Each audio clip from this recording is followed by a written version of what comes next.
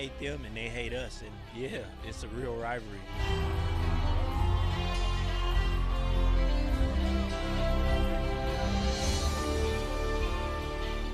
Like won the Super Bowl or something.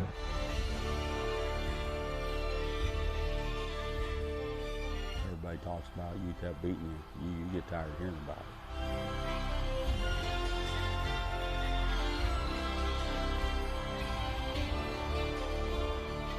You just love rivalries. I mean, that's what college football is all about.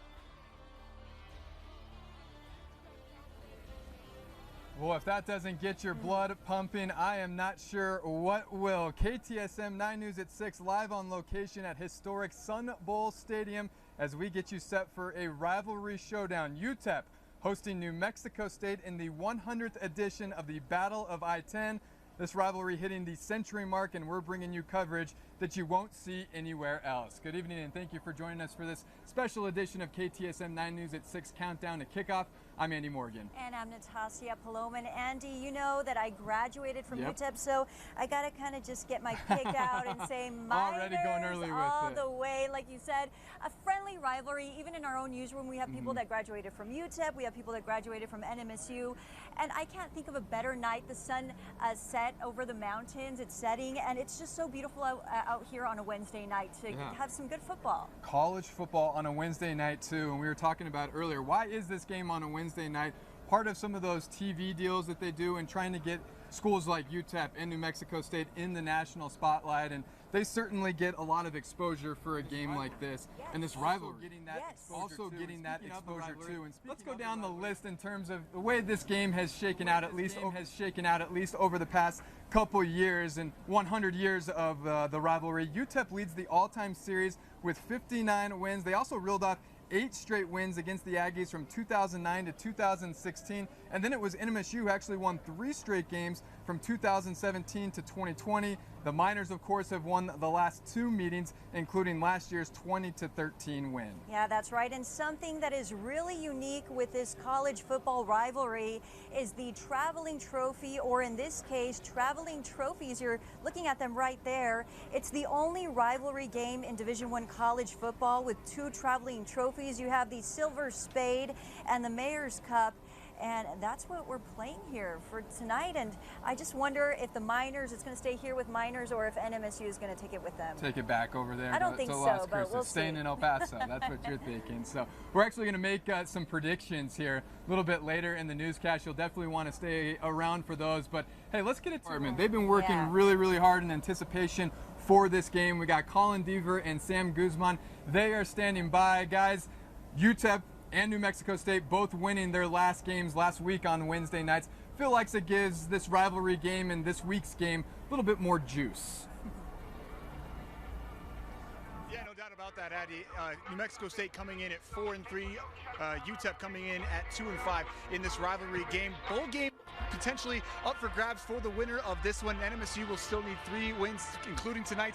To get one, UTEP needs 4 wins for a bowl game. But you could out the record, Sam, when this rivalry is on the field. We've had blowouts, we've had overtime thrillers, and everything in between. Yeah, and the Battle of I-10 is a unique one because it's been 62 years. This rivalry has gone 62 years with these teams being separated from each other as far as conference plays go. But in 2023, they're both in the conference now, Conference USA. So not only are the bragging rights on the line, not only are the traveling trophies on the line, but now Conference USA supremacy is on the line. So we're talking championship league titles and bowl games. So the stakes got a lot higher this year with this rivalry. No doubt about that. They're already really high. UTEP has won the last 2 games in this rivalry series, trying to make it 3, but NMSU comes in as a 3-point favorite. Let's take a look back at some of the fantastic moments and hear from some of the key players over the years in the 100-year history of the rivalry. It's sequestered off into a little corner by the border, but when UTEP and New Mexico State get together, there's never any love lost. I think it's one of the best kept secrets in all of intercollegiate athletics. 99 times since 1914, the Aggies and Miners have met. NMSU won the first 2 meetings. UTEP has won the last 2. In between, the series is swayed back and forth across the Texas-New Mexico state line. You run into those guys, you see those guys, so it makes it a little bit more special because there's a little bit more bragging rights there. With UTEP leading 21-0 in the second quarter, former Miner Ebok streak the field. Geography has always tied them together, just 45 minutes apart. The game simply makes sense. Your neighborhood down the street, you know, you can see them from a distance, but you can't see them essentially. And I think it's not just a rivalry amongst the schools, but a rivalry amongst the cities as well. The Battle of I-10 is one of, if not the only, college rivalry game with not one but two traveling trophies, the Silver Spade and the Mayor's Cup. The rivalry's importance is instilled in new players immediately. I was at the post office one day trying to pick up a package, and one of the UTEP fans came up to me and was like, "Oh, you play for UTEP?" And I'm like, "Yeah." They was like, "We just want you to beat NMSU." That's all we want. The community of Las Cruces has kind of showed that this is something that matters to them, and so I feel like it's our job as the New Mexico State football team to really take pride in this game and go out there and handle business. For former players turned coaches like Tony Sanchez and Justin Garrett, the edge never goes away. I was gone for a long time, and anytime that game happened, I always tuned in, I always paid attention, I always wanted to know what was happening, and it was always a big deal. It's a must-win game. Every game is a must-win, but this one is a bad 365 days if you don't win. In an era of college sports where conference realignment has killed traditional rivalries, the Battle of I-10 survived the last 62 years of the Aggies and Miners being in separate leagues. They're both in Conference USA this year, and for the first time since 1961, there's more on the line than just bragging rights. It couldn't line up more perfectly, I think, it being Conference USA game, 100th rivalry game between the two schools, both schools coming off of a win. At this point, I think the fans would probably boycott the two programs if they didn't play on an annual basis. It's just a special game and a special week. There's been dozens of fantastic games in the series. 1998, 2006, and 2015 all come to mind. Down the line, the 100th edition tonight could find its place among the great games in a Battle of I-10 series full of them. Yeah, this rivalry is so often sequestered down here in the border, Sam, where really only people in El Paso and Las Cruces maybe know about it. Not the case this year, as we're going to step out so we can kind of give people a look at what's going on. Not the case this year. This game televised on ESPN2 tonight, so this game will get the true national feel that it deserves. Yeah, I mean, this Conference USA and UTV deal, it's going to do UTEP and New Mexico State tons this year, and it's going to be exciting. And no better matchup to have on a Wednesday night here between UTEP and New Mexico State. So we've got a loaded show. We're talking about the key matchups, keys to victories, and everything else. So make sure to stick around, guys. But for now, we'll send things back to you, Andy and Natasha. All right, Colin and Sam, thank you so much. As they mentioned, we're going to be checking in with them a little bit later in the show. Kickoff less than 1 hour away. And it's not just us out here. It's not just the sports team. We have the entire crew, pretty much the entire crew out here with us. And a lot of them, like yourself, yes. Either a UTEP or New Mexico State grad. Stephanie Shields, of course, a former UTEP grad, also a member of the dance team, if I remember correctly. Also have Shelby Kapp, was a New Mexico State grad. We also have Robert Bettis, and when it comes to football, and if it's on KTSM and we're making predictions here, Robert's been tasked here with making it, and we've been trying to narrow him down on a pick. Yeah. And he's apparently got some help. Yeah. He loves the football. That's what he does. He always says that. That's what he does. Let's send it over to Robert. I do, Natasha, Andy. No one loves the football more than I do, and it's my favorite game of all time. 100 years of the Battle of I-10. And when I look at these skies clear as a bell tonight, it's just gorgeous. Highs were in the 90s today. Now, what are you guys doing? Oh, you're waiting for Charlie's Tacos. Oh, and the line is so long. Anyway, you don't have to wait in line. I don't have to. What are you talking about, Robert? Are you kidding me right now? Bobby, you love football too? Oh, I love it, yes. I love this so much. Okay, I'm going to have your full forecast coming up. Come on over here. What is a Charlie's Taco? It's a hot dog today. Oh, my goodness. You got to love tailgating and a great sense of humor. There we go. I love you, Bobby. I love you too, Bobby. Your full forecast coming up in just a little bit. All right! How about that? A guest celebrity appearance, shall we say, from Bobby Bone. That was a surprise for us. We didn't know that was going to happen. Live TV, idea. yeah, the duo back at it, yeah. A whole summer of small town spotlights, and we're continuing here for the 100th Battle of I-10. But we do want to get to some news of the day. That's right. Let's go ahead and send it over to Estela Casas. She's in our studio for us. Estela. Hi, guys. And this is a quick recap. The murder trial of Joseph Angel Alvarez, who was accused of killing a prominent El Paso lawyer, continues today. Alvarez is facing 1 count of murder in the death of Georgette Kaufman and the assault of her husband, Daniel Kaufman, in 2020. Taking the stand today was Alvarez himself. He explained his findings about Memorial Park and his, quote, divine revelations regarding abortions that he said were taking place in the area where the murder took place. Alvarez said one tree in that area was unnaturally shaped and pointed toward houses in the corner of the park, and that those houses were, quote, generationally cursed. One of those houses was a Kaufman residence. Alvarez is facing 99 years or life in prison if convicted. The trial continues tomorrow, and KTSM will have coverage for you. And El Paso police need your help tonight with information about yesterday's crash in downtown El Paso that left an 80-year-old man dead.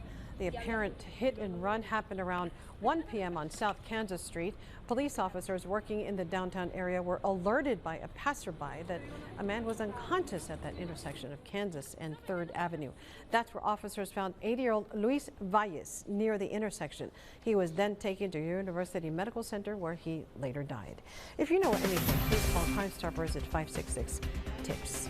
And that was a quick look at your top stories for today. Let's send things back to Andy and Natasha, who are out live at Sun Bowl Stadium for the 100th Battle of I-10. Hey guys, how is everything out there? Looks like a lot of fun. You have a special guest. Yes, that is right, Estella. Thank you very much. We're having fun, and joining in on the fun is the president of UTEP, Dr. Heather Wilson. Dr. Wilson, thank you so much for stopping by. My pleasure. Yeah, Dr. Wilson, you took over UTEP back in 2019. You've accomplished so much, but what are you most proud of? It's the deepening the engagement with our students, giving them a fantastic education at a price their families can afford. Speaking of kind of that experience too, something like athletics, the Battle of I-10, this is student experience in and of itself. The importance, I guess, of athletics with, university and how it ties to your job, and also the platform that you guys have tonight with national broadcast and this game being on ESPN2. This is the 100th run of this rivalry on I-10 between New Mexico State and UTEP, and it's athletics is kind of the front porch of the university. It's the way we engage the community. It's the way a lot of people get to know us, and it's why kids who are growing up here say, you know something, I'm going to be a minor. Yeah. So I have to ask you this. I already know the answer, but for the record, what is your prediction for tonight? Miners. It's going to be the Miners. We're coming in off of a great road win. That's right. We beat them the last 2 times, and we're going to do it again tonight. Hey, yes, we are, yeah. There you go. Natasha, too, jumping on the UTEP grad. Dr. Wilson, thank you so much. Really appreciate you stopping by and saying hi. My pleasure. All right, thank you very much. And we have much more coming up. We've got the history behind the UTEP dance team, and of course, formerly known as the Gold Diggers, and the significance behind that name. Also ahead, the journalism department at NMSU continues to grow, and it's actually where a lot of KTSM employees started their journey into journalism. We're going to spotlight the department. You're watching the special edition of KTSM 9 News at 6, Countdown to Kickoff. Hello, everyone. Live at the Battle of I-10. It's been 100 years of glory.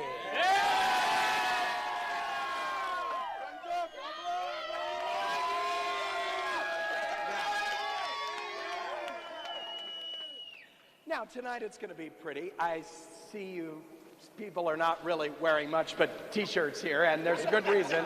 Highs were only in the low 90s today, so here's your forecast for tonight. Kickoff upper 80s, and then we'll drop down to the low 70s by the end of the game. Here comes your 9-day forecast. High temperature tomorrow, 90 degrees. A little breezy over on the western slopes of the mountains, not too bad. Up to 93 by Friday before we cool down slightly for the weekend. On Saturday, we're going to see some tropical clouds with the remnants of a tropical storm that'll move through Mexico, but we'll stay dry. But if you want chilly weather, that's going to come in on Tuesday with a chance of widely scattered thunder showers and a high temperature of only 75 degrees.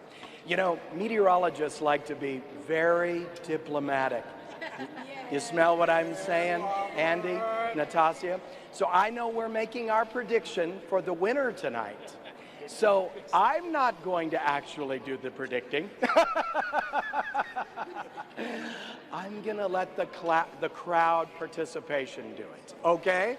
We're going to start out here with the UTEP.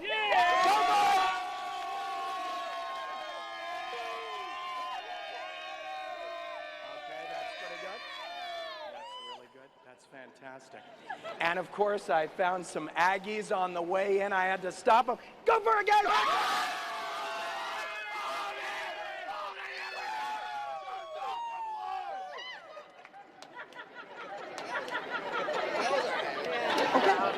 You know I love you. You know I love you. But you got to stick to the weather. I know, right? I got to stick to the I got to go NMSU tonight. I'm so sorry.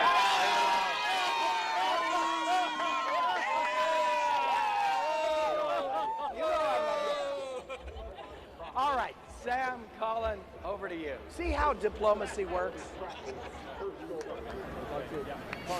Oh, man. Robert, that's what college football is all about. No better man to do that than Robert Bettis. We will break down the matchup in the 100th Battle of I-10 coming up next. Welcome back to KTSM's Countdown to Kickoff from the 100th Battle of I-10. UTEP hosting New Mexico State for a second year in a row in the first conference Battle of I-10 since 1961. Alongside Sam Guzman, I'm Colin Deaver.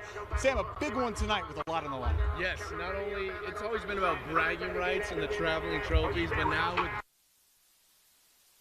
stakes are higher than ever before in this 109-year-old rivalry, and tonight they'll go head-to-head for the 100th time in history. UTEP looking to beat NMSU for its third straight in a row. Meanwhile, NMSU looking to beat UTEP and its other rival, New Mexico, for the first time on the road in the same season since 1923. Yeah, how about that? A long time. The other big thing about the 100th edition of the Battle of I-10, this game will be on national TV. ESPN2 carrying the game tonight as part of Conference USA's weekday slate that it instituted this year league-wide. Now, we told you earlier in the show, this is a rivalry that is a bit of an unknown across college football. Tonight, that's not the case. All eyes on the borderland this evening, which is great programs. I think it's awesome for both schools.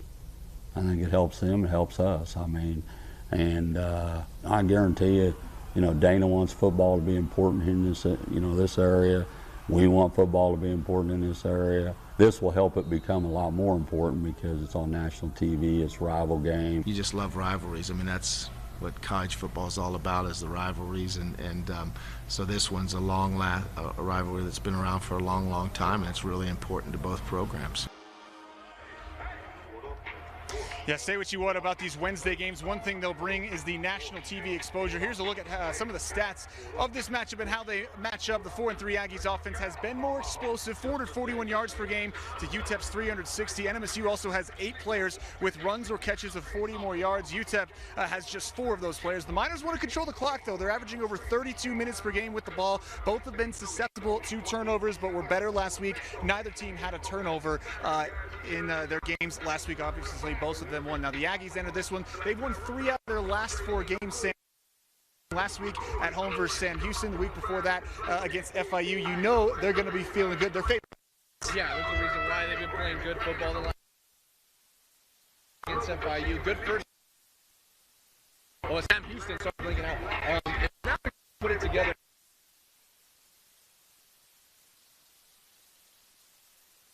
At this point of the season.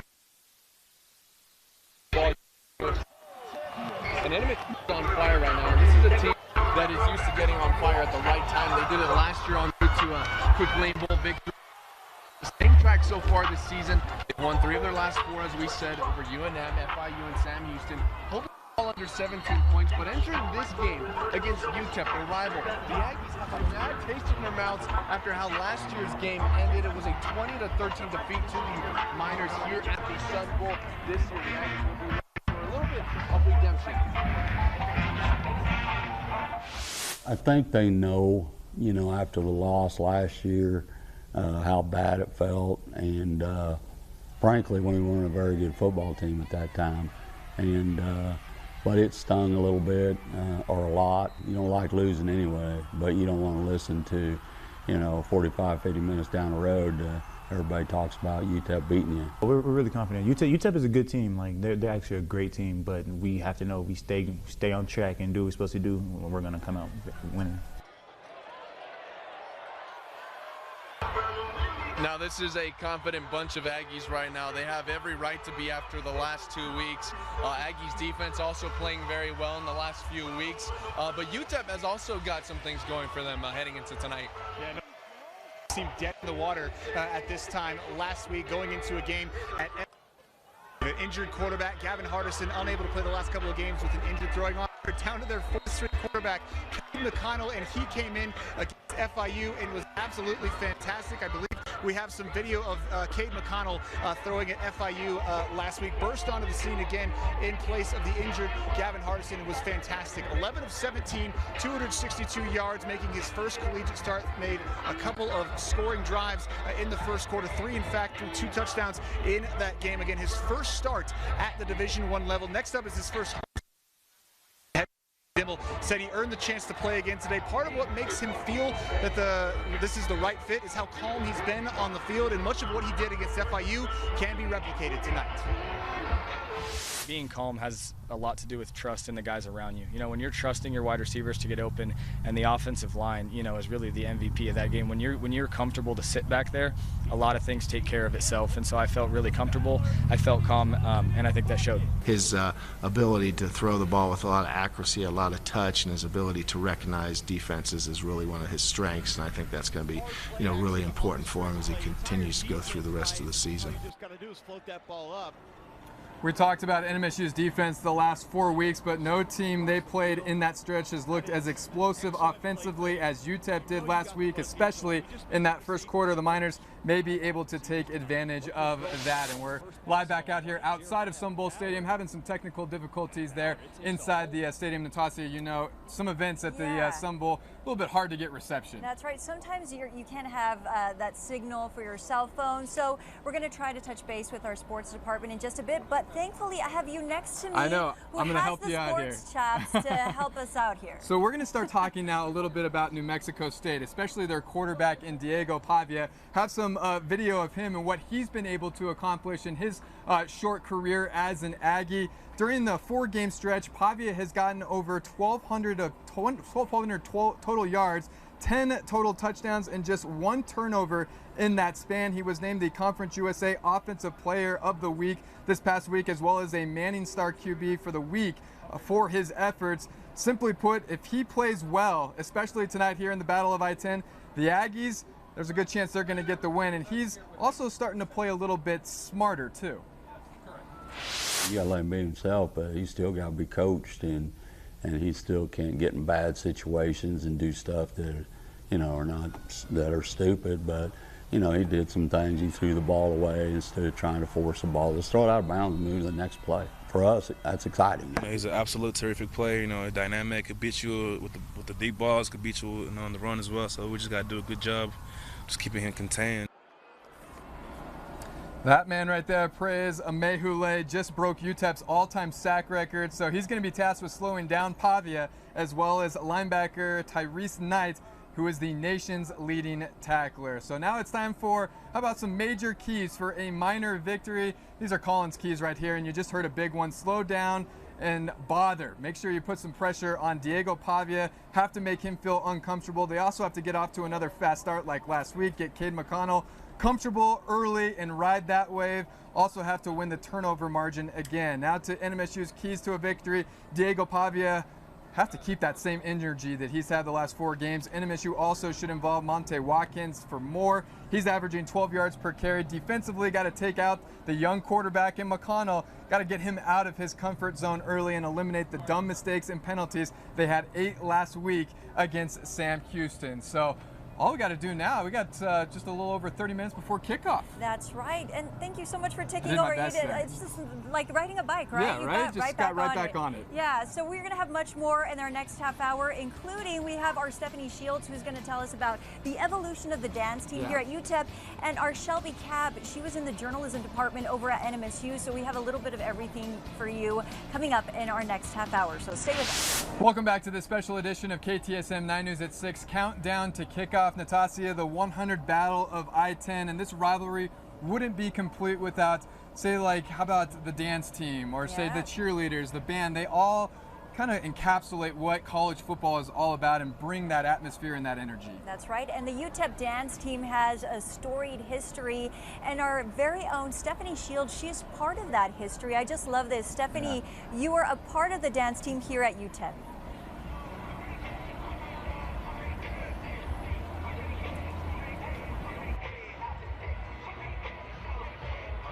Hey, Natasha. Well, that's right. When I was here at UTEP from 2012 to 2016, I was part of the dance team, but back then they were known as the UTEP Gold Diggers. Since then, the name has changed to the UTEP dance team, but it's really more than just a name for these dancers. It's decades and decades of history happening right here at the Sun Bowl. You know them when you see them, from cheering along the sidelines to performing at halftime during UTEP football games. The iconic dancers are deeply rooted in Miner history, but you might know them by their former name, the UTEP Gold Diggers. We're in a new era. UTEP dance director Leslie Lopez stepping into the role 4 years ago, bringing a new team name, the UTEP Dance Team. It needed to be more of a collegiate look. After more than half a century of being known as the Gold Diggers, Lopez says the university asked what she thought about a name change when she came into the position. She looked to other Division I college teams for inspiration. They had very simple, clean, classic names. So from there, we decided, you know, let's just use our name, which is UTEP, and just add dance team to it. It's a hard change, as the decades-old Gold Diggers was the only name the team had ever known. I do get some, you know, setback, like, hey, why did you change it? Or what was wrong with it? To which Lopez says the Gold Diggers aren't gone, just revolutionized. Even though that we're not called the Gold Diggers anymore, that doesn't mean we're not carrying on the traditions or the legacies. We're actually still carrying those traditions and creating new legacies. Some of those traditions, the choreography for classic dances like the UTEP fight song. So when I see past Gold Diggers, ex-alumni, they're like, hey, I know that fight song. So yes, I still want to make it very traditional just to carry that on in their honor. I was really disappointed. One of those not happy about the name change, Melanie Thomas, a UTEP Gold Digger from the 70s. And I was very proud to be a Gold Digger. I mean, we are the Miners. Despite the disappointment in the change, she says she sees the Gold Diggers' legacy shining through on the field. I was very impressed. She's done a great job. I just thought they looked very professional. You could tell that she was really making an effort to give them the look that they should have on the field. So the UTEP dance team, formerly known as the Gold Diggers, were formed in 1932. The UTEP Special Collections Department walking us down memory lane of the Gold Diggers. The dancers, deeply committed, displayed in old yearbooks from their first performance up until the 70s. At the time, they were aware of the negative connotation that comes with that term, you know, chasing money. But the girls at the time didn't care. They went along with it because they thought it was a fun and funny way to go ahead and show off that school spirit. That school spirit shining through not only at UTEP football and basketball games, but at community and humanitarian events. They were involved in the war effort with World War II to keep morale up and going. They've been so heavily involved with the community, both inside and outside of the campus, that I think they definitely deserve a lot more recognition. So, what's in a name? If you ask the current generation of the UTEP dance team, they know their place in school history and tradition. You do know it as the Gold Diggers if you've lived here for a long time, if you've grown up here. It is definitely such a blessing to be able to go and compete against other collegiate teams and represent 915 and show what El Paso brings to the table. A name gone, but certainly not forgotten. Go Miners!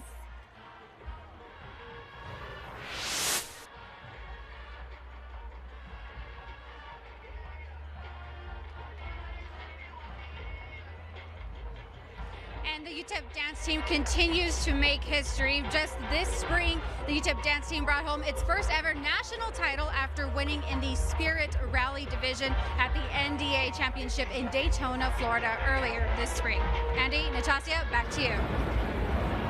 Stephanie, thank you so much. Such a great look at that history there with the dance team. And speaking of history, we got a lot of history here on the line. You got 100 years of the Battle of I-10. This is also the first time in decades that UTEP and New Mexico State have been in the same conference playing this game, and both athletic directors playing a key role in getting New Mexico State to Conference USA. That's right, and I believe we have our sports director, Colin Deaver. He's back there on the field with some special guests. Hey, Colin.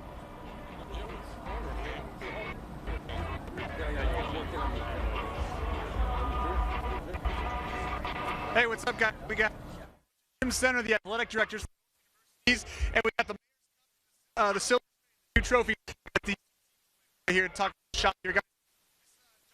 Calls this the best kept secret in college athletics. When you are describing this rivalry to people who maybe don't know anything about it, how do you describe it? And I'll start with Mario. Well, it's really rare. First of all, not a whole lot of rivalries that played 100 years. And you've got a freeway that you can be on each other's campus in 30 minutes. So it's a long storied history, and this is a special, special game at the 100th anniversary. Yeah, I would kind of treat it like two brothers who are always playing and competing and trying to beat each other up all the time, even though they love each other, right? But there's the beauty of it, and you just can't wait to beat up your big brother and make sure that everybody knows who's the champion in the house. Great analogies from both. You know, obviously 2 years ago, Conference USA falls apart in a lot of ways. You guys hadn't been in the same league for 62 years at this point. This game is the first time since 1961 it's a conference game. 2 years ago, how much did you guys work together to maybe make sure you were kind of in the same boat when all the dust settled? Yeah, I think the biggest thing is, you know, obviously we really desired to get into an FBS conference, and you want to have an ally who's fighting for you. And, you know, as much as we want to win this game, and it's a heated rivalry from a competitive standpoint, we certainly got to thank UTEP, because Jim and Heather Wilson, the president, were big advocates of us in the room. And I don't know if we get in if it's not for these guys. So do we want to win the game? Heck yes, but do we really appreciate what UTEP did? 100%. Well, and what I tell you, I really enjoy the $1,000 monthly checks that I get from Mario. You know, and that's his entry fee into the league. We'll leave it at that. What a great guys. Guys, just All right, Colin, thank you. And you know, I study multimedia journalism here at UTEP, but I have to hand it off to NMSU. They also have an amazing journalism program over there. A lot of UTEP grads like yourself who obviously majored in journalism. New Mexico State, we have just as big a contingency of New Mexico State Aggies in our newsroom. One of those Aggies is our very own Shelby Cap, who is standing by. She's out live with us here tonight. Hey there, Shelby. Andy and Natasha, well, we're definitely seeing fans come in, a lot of orange, but definitely some crimson. And as you mentioned, I myself am an Aggie, graduated from the journalism department back in 2018. But NMSU, not just training a journalist, but also filmmakers, creative writers, and animators. And these students getting real-world, hands-on experience and many times a job before their diploma. It prepares students really well to go into broadcasting because they've done it by the time they get out of here. Good evening, everyone. I'm Jennifer Hazlett. And I'm Noah Padaka. NMSU's student-run broadcasts live on the air multiple times a week, training students in both English and Spanish. Gracias por continuar con nosotros en Noticias 22. NMSU Journalism and Media Studies offering a Spanish language component. Super, super important because there's so much of a Spanish-speaking community throughout the U.S. And we need journalists, photographers, digital editors, producers who are bilingual. While filmmaking classes have students creating feature films. I don't know another film school in the country that actually is making a feature film, a professional feature film, with a largely student production crew. So that's really unique. From feature films to client-based filmmaking. It puts a lot of trust into us when it comes to checking out equipment, and we're working as producers, directors, scheduling time with the clients, and we're also we have our own camera teams, and Our professors aren't even really on set. Students working both in front of and behind the camera, double majoring in the Creative Media Institute and Journalism Department with big dreams in mind. From being able to work with ESPN to be able to work on short feature films in town and outside of town, it's been really a great opportunity for me as a double major. Gathered here for the head of the Journalism and Creative Media Department saying NMSU students get hired. I'm quite often begging our students to show up for commencement because they've already left to go pursue their jobs. And the head of those departments looking into the future with the goal of creating a creative media and journalism and media studies school at NMSU, something that the head of the department says hasn't really been done at NMSU in the past, but dreaming big for the future. Andy, Natasha. Very much for that. And joining us now is Renee Scott, Vice President of Student Success at New Mexico State University. Thank you for joining us. You bet. Thanks for having me. Yeah, so let's talk about student success. I know it starts at admissions, it goes through engagement and also retention of students. So tell us a little bit about that program. You know, it's exciting to be on campus, and we're seeing some great numbers in students retaining, and students, when we ask them, would you do it all over again? 95% of our students said absolutely yes. And so I think one of the things that we've done really well is be proactive in helping our students feel a sense of belonging on campus, connecting them to what they need to be successful in the classroom. We know the places that hang them up, and we reach out to them in those moments. And I think that sense of belonging has been really, really important coming out of a pandemic. Excellent. Real quick, we got to get your prediction. We've been asking everyone. I know you're an Aggie. Maybe a score too. How about a score? Hey, Aggies by 10. Aggies by 10. By 10. All right. Well, thank you so much for joining us tonight. All right. Thank you very much. All right. We'll be right back after this quick break. Welcome back to Countdown to Kickoff on KTSM for the 100th edition of the Battle of I-10. No doubt a momentous occasion for the borderland, but last week at FIU was momentous for UTEP's broadcaster, John Teicher. The game at FIU was Teicher's 500th broadcast as UTEP's voice, their radio voice. He's been doing it for over 40 years. Fantastic opportunity for him at FIU to have that opportunity to call his 500th game. He says it means so much to him to be a part of this community for that long. I enjoy doing what I do, Colin, every bit as much now, 44 years after I started this thing. So to be able to call 500 games for one university is a huge honor. It shows maybe a little bit of trust that the community has in you.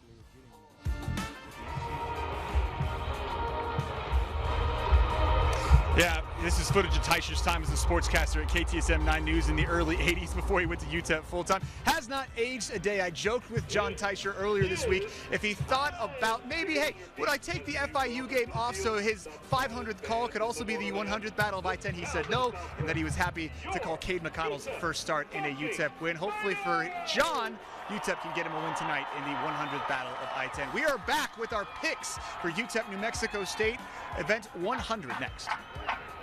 Short on time, but we got the whole crew out here for our game predictions, and we're starting with Shelby Cap. Definitely NMSU. I gotta go UTEP. The crowd picked NMSU. I'm going to go with Stephanie. UTEP. Go Miners. That leaves it 2-2. Andy, come on. I'm going New Mexico State. Colin, Sam, what are you guys thinking?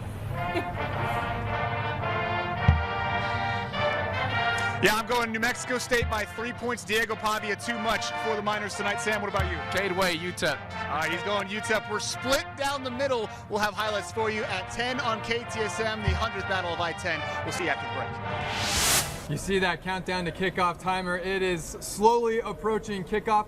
Let's take a look one more time at these picks, because I want to get a better understanding here of where we're going in terms of our allegiances there. Shelby, you said something interesting about UTEP despite picking New Mexico State. I mean, I think they have the advantage because this is their turf, but I mean, I'm still going Aggies. Ooh, for sure. fancy football. Yeah, I'm always gonna say UTEP. Coming out of the stumble, the atmosphere in there, it's amazing. That's what I was going to say, Shelby. I love you, but I got to disagree. I see a lot of blue and orange out there. I think the fans are going to fuel this game. I think that UTEP's going to take it Some smack away. talk. I like that. Good for you. You were talking to all the fans out there. You had Colin and Sam's pick. You had Colin going New Mexico State, Sam going UTEP. So we'll see how it all goes. This game being broadcast on ESPN2. Make sure you're tuning in to KTSM 9 News at 10 after the game. Bye-bye.